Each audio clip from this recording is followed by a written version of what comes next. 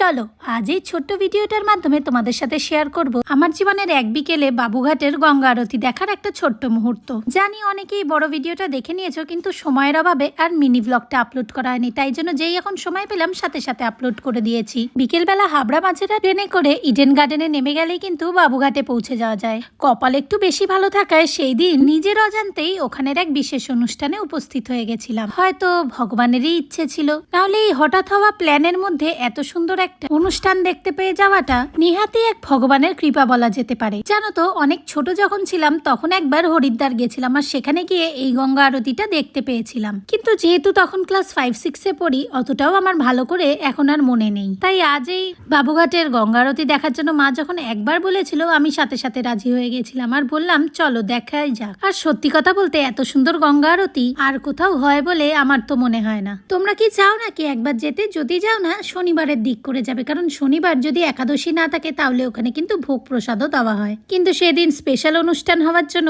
আমরা একটা আলাদা ভেজ মিলও পেয়েছিলাম। তোমরা যদি কেউ যেতে চাও, ওই জন্যই আমি বলে দিলাম যে শনিবার করেই যেও, তাহলে এত সুন্দর একটা ভোগ প্রসাদও পেতে পারবে।